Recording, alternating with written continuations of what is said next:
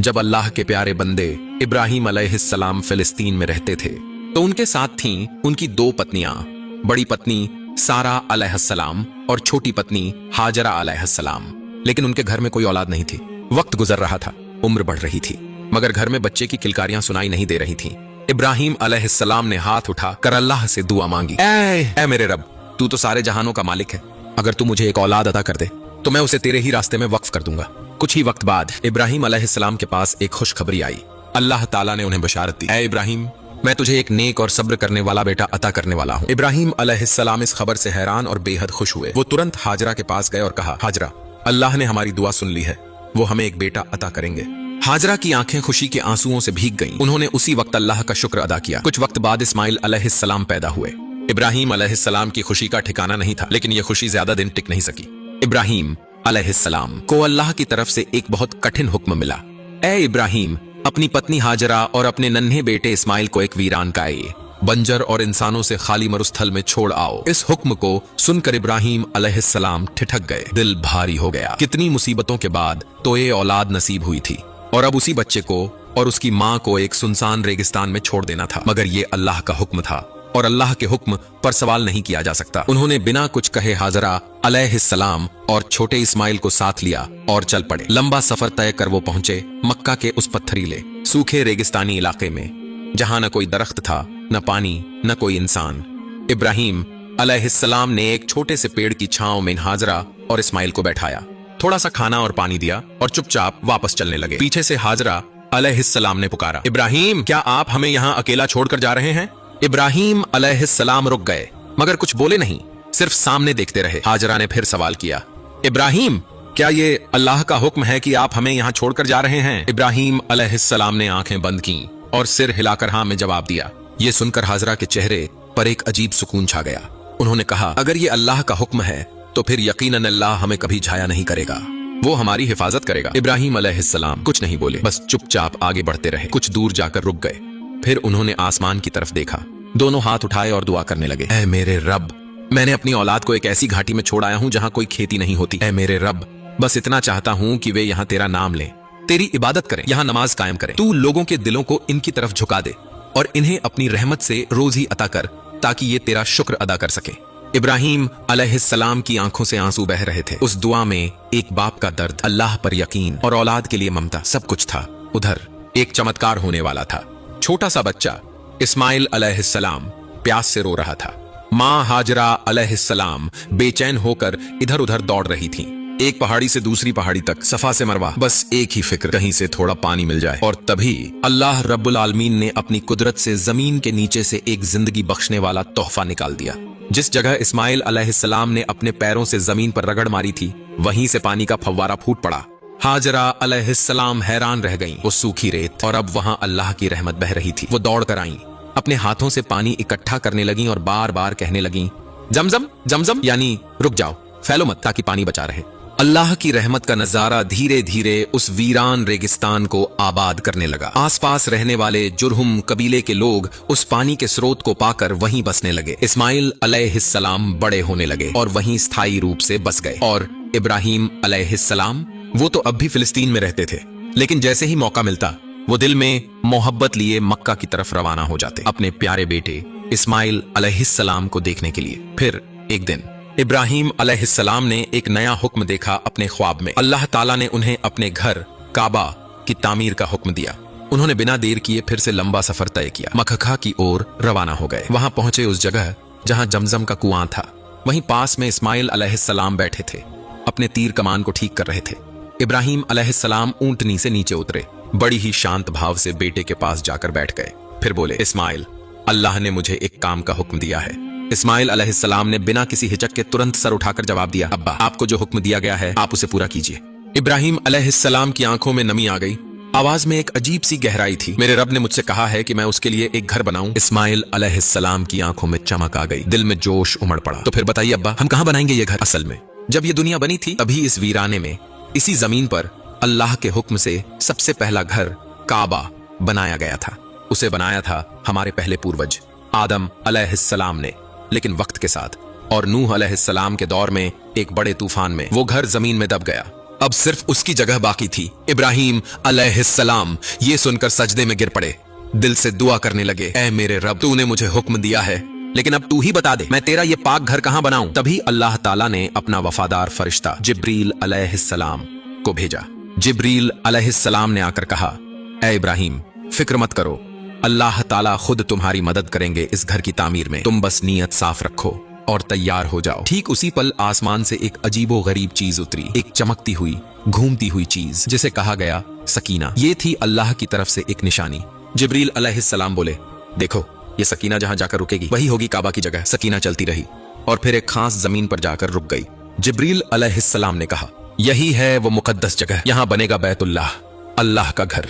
यहीं आएंगे लोग आखिरी इंसान तक सजदा करने के लिए। इसी की तरफ मुंह करके लोग अल्लाह को पुकारेंगे और फरिश्ते हर तरफ इसे घेरे रहेंगे। फिर बाप और बेटा मिलकर शुरू कर देते हैं वो मुबारक काम, काबा की तामीर, अल्लाह के हुक्म को पूरा करने का सफर। इसके बाद उन्होंने जमीन को खोदकर उसकी बुनियाद रख दी। काम करते करते दोनों बाप बेटा अल्लाह के दरबार में झुके और रुंधे गले से अर्ज करने लगे, रब्बना तकब्बल मिन्ना इन्नका अंतस समीउल अलीम, ए हमारे रब, हमारी तरफ से ये खिदमत कबूल फरमा ले, बेशक तू सब कुछ सुनने वाला, सब कुछ जानने वाला है। हजरत इस्माइल अलैहिस्सलाम पहाड़ों से पत्थर लाकर अपने पिताजी को देते जाते और हजरत इब्राहिम अलैहिस्सलाम उन पत्थरों को बड़ी खुशामदी और मिस्त्री के जैसी कुशलता से एक एक करके दीवारों में जड़ते जाते। उम्र के उस पड़ाव पर भी वो ऐसे जुटे थे जैसे कोई नौजवान हो। हर दीवार को वो सलीके से उठा रहे थे जैसे उनका दिल उस हर पत्थर में धड़क रहा हो। काबा की दीवारें जब तकरीबन मुकम्मल हो गईं और अब उस मुकाम तक पहुंच गईं जहां आज तक हजरे अस्वद मौजूद है, उस मुबारक पत्थर की जगह, तो हजरत इब्राहिम अलैहिस्सलाम एक पल रुके, प्यार से बेटे को बुलाया, या इस्माइल, इस जगह पर एक खूबसूरत पत्थर लगाओ, कुछ ऐसा जो देखने वालों के दिलों को अपनी तरफ खींच ले। हजरत इस्माइल अलैहिस्सलाम पिताजी का हुक्म सुनकर फौरन चल पड़े। चारों तरफ पत्थरों को देखते रहे, ढूंढते रहे, फिर एक सुंदर पत्थर चुनकर लाए। लेकिन हजरत इब्राहिम अलैहिस्सलाम ने जब वो पत्थर हाथ में लिया तो गौर से उसे देखने लगे, फिर नरमी से बोले, नहीं इस्माइल, इससे भी ज्यादा खूबसूरत कुछ चाहिए और जरा कोशिश करो बेटा। बिना कोई सवाल किए इस्माइल अलैहिस्सलाम फिर निकल पड़े। अब की बार पहाड़ दर पहाड़ घूमते रहे। आंखों में सिर्फ एक ही ख्वाहिश थी, पिताजी की बात पूरी करना, दिल में एक ही चाह, अल्लाह के घर के लिए सबसे बेहतरीन चीज लाना। इसी तलाश में जब वो अब्बू कुबैस पहाड़ के करीब पहुंचे तो वहां एक अजीब सुकून महसूस हुआ। तभी हजरत जिब्रील अलैहिस्सलाम अल्लाह के हुक्म से वहां तशरीफ लाए।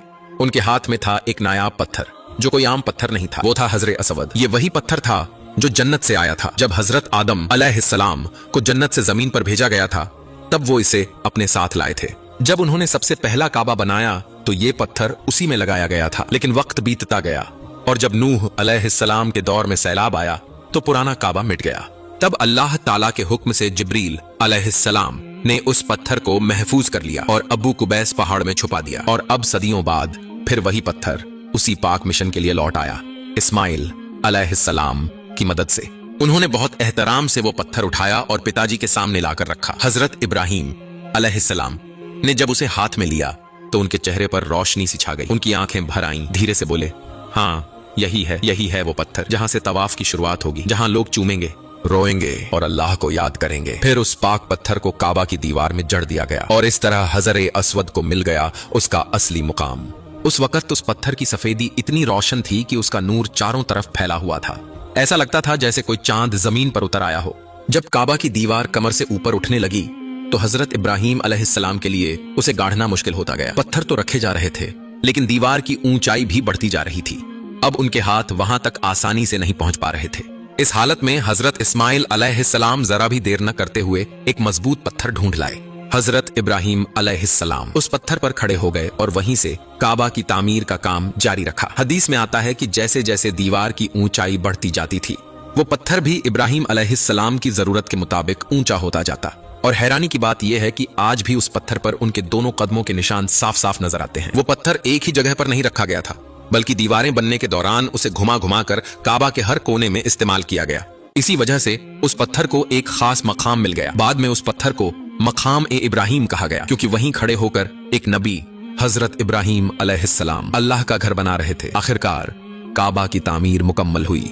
सामने के हिस्से में आखिरी पत्थर लगाकर हजरत इब्राहिम अलैहिस्सलाम ने काम खत्म किया।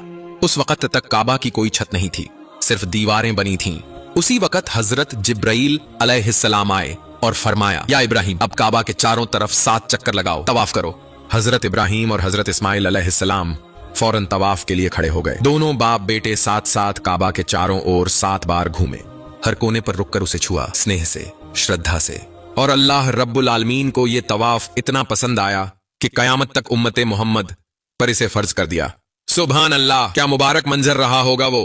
तवाफ खत्म करके दिल को तृप्त कर देने वाली एक अजीब सुकून के साथ वो दोनों खड़े हुए मकाम इब्राहिम के पीछे।